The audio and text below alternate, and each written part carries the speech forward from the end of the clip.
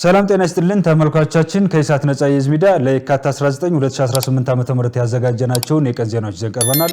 ከዜናዎቹ ጋር ሙሉቀን ሰለሞን ነኝ።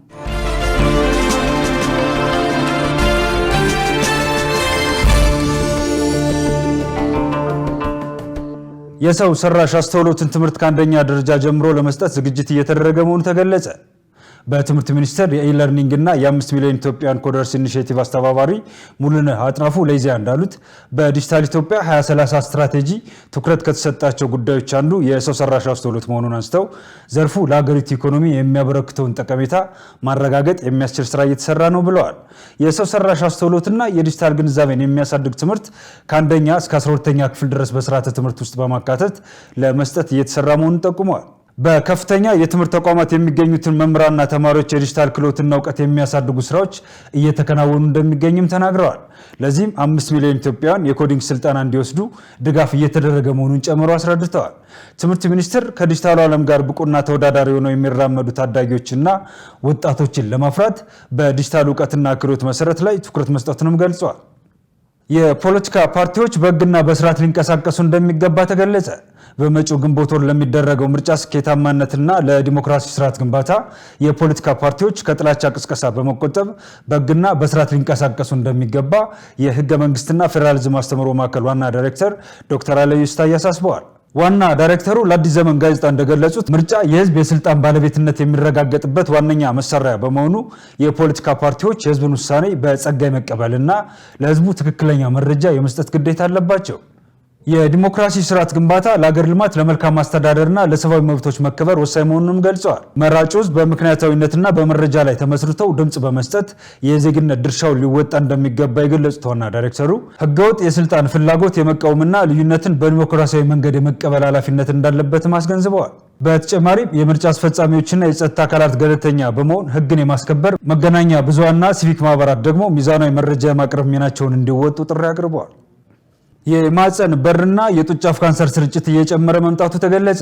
የተገለጸው የአዲስ አበባ ከተማ አስተዳደር ሴቶች ህጻናትና ማህበራዊ ጉዳይ ቢሮ የዓለም አቀፉን የሴቶች ቀን 50ኛ ዓመት በዓል አስመልክቶ የግንዛቤ ማስጨበጫና የቅድመ ምርመራ መርሃ ግብር ባካሄደበት ወቅት ነው።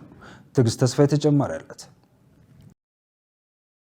የአዲስ አበባ ከተማ አስተዳደር ሴቶች ህጻናትና ማህበራዊ ጉዳይ ቢሮ በአመት ከ30 ሺህ በላይ ለሚሆኑ ሴቶች ስለ ጡት ካንሰር በሽታ ግንዛቤ ለመስጠት እንደሚሰራ አስታውቋል። 50ኛ ዓመት የሴቶች ቀንን አስመልክቶ የማህፀን በር ካንሰር፣ የጡት ካንሰር ቅድመ ምርመራና ግንዛቤ ማስጨበጥ ስራ እንደሚከናወን ታውቋል። የአዲስ አበባ ከተማ አስተዳደር ሴቶች ህጻናትና ማህበራዊ ጉዳይ ቢሮ ምክትል ኃላፊ ዝናሽ ከተማ በዚህ ወቅት እንዳሉት የጡት ጫፍና የማህፀን በር ካንሰር የስርጭት መጠን እየጨመረ በመምጣቱ ከ30 ሺህ በላይ ለሚሆኑ ሴቶች ግንዛቤ የማስጨበጥ ስራ እንደሚከናወን ገልጸዋል። ሀገራችንን የ50ኛ ዓመት የሴቶች ቀን ጉዞ ወይ ደግሞ ማርቼት ነው የምናከብረው።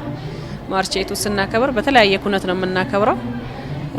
ለምሳሌ ያህል ማህበራዊ ተጠቃሚነት፣ የሴቶች ጤና አጠባበቅን በተመለከተ በተለይ ደግሞ የማህፀንና የጡት ጫፍ ካንሰር እየተስፋፋ ስለሆነ የምርመራ ግንዛቤና ምርመራ ማስጀመሪያ ፕሮግራም ነው ማለት ነው ዛሬ እዚህ የተገናኘንበት። አመቱን በሙሉ ይሄ ስራ ይሰራል። እውነት ለመናገር በአመት ከ30 ሺህ በላይ ሴቶች ግንዛቤ እንዲያገኙ እናደርጋለን።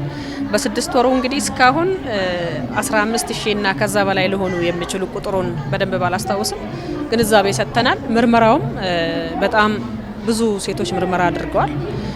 ያው የምርመራውን ቁጥር ጤና ቢሮ ሪፖርት ስለሚያደርግ እኛ ግኝት የተገኘባቸውን እና የመሳሰሉትን ቴክኒካሊ ገብተን ሪፖርት አናረግም። ሞር የምናረገው ግንዛቤ ነው የምንፈጥረው።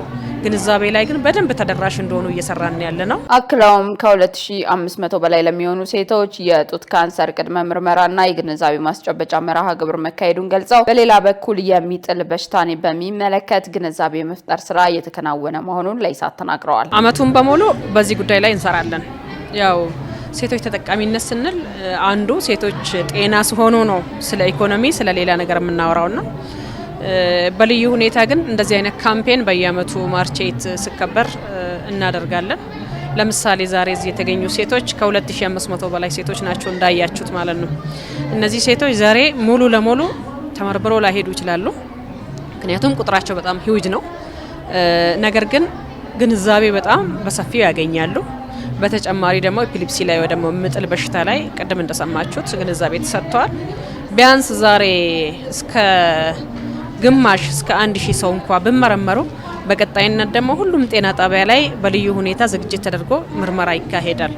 ከዚህ የወጡት በየጤና ጣቢያቸው ምቹ ሁኔታ ይፈጠረላቸውና እንዲመረመሩ ይደረጋል ማለት ነው። ስለዚህ የሚቀጥል ነው የሚሆነው። ሴቶች የጡት ካንሰርና የማህፀን በር ካንሰር ምልክቶችን በሚያስተውሉበት ጊዜ ወደ ጤና ተቋማት በመሄድ አስፈላጊው ምርመራ እንዲያደርጉ ጥሪ ቀርበዋል።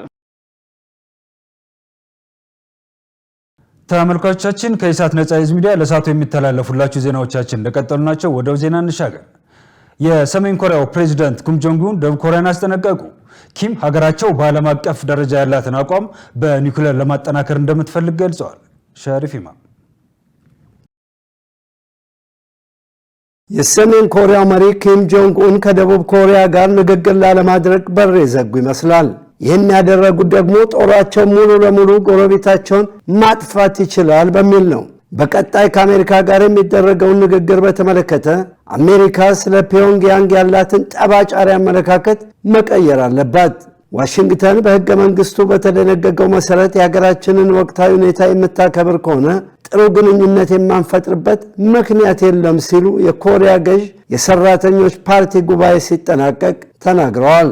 ሐሙስ ዕለት የኮሪያ ማዕከላዊ ዜና ወኪል ሪፖርት እንዳደረገው ኪም የኒውክሌር የጦር መሳሪያ ግንባታ ለማጠናከርና አዳዲሶችንም ለማምረት ጥሪ አቅርበዋል። ኪም ከውሃ ውስጥ የሚተኮሱ አህጉራዊ ባላስቲክ ሚሳይሎችና ደቡብ ኮሪያን ኢላማ የሚያደርጉ እንደ መድፍና ያጭር ርቀት ሚሳይሎችን እንዲሁም የታክቲካል የኒውክሌር የጦር መሳሪያዎችን ማምረት ትፈልጋለች። ኪም ኒውክሌር ታጣቂ ሀገር እንደመሆናችን መጠን ሊኖረን የሚገባ ስፍራ ጠላቶቻችንን መመከት፣ ስጋት ማስቀረት፣ አካባቢ መረጋጋትን መፍጠር ነው ብለዋል። የሀገሪቱ የኒውክሌር የጦር መሳሪያ ዋስትናና መድህን የሆነ መሳሪያ ነው ሲሉ ጥሪ አቅርበዋል።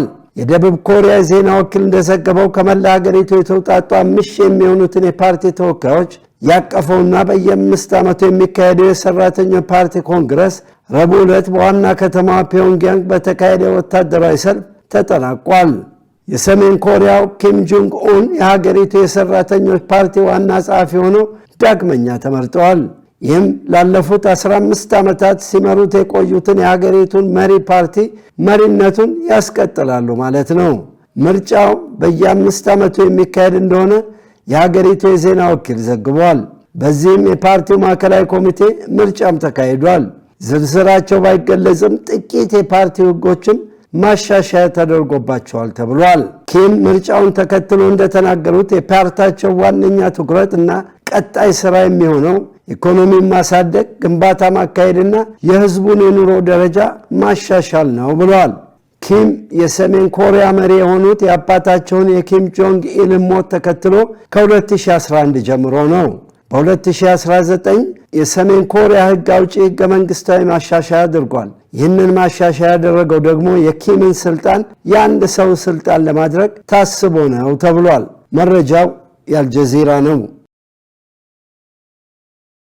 ተመልካቾቻችን ከኢሳት ነጻ ህዝብ ሚዲያ ለሰዓቱ ያዘጋጀናቸው ዜናዎቻችን የተከታተሏቸውን ይመስሉ ነበር። ከዜናዎቹ ጋር ሙሉቀን ሰለሞን አብራችሁ ቆየው። መልካም ጊዜ ይሁንላችሁ።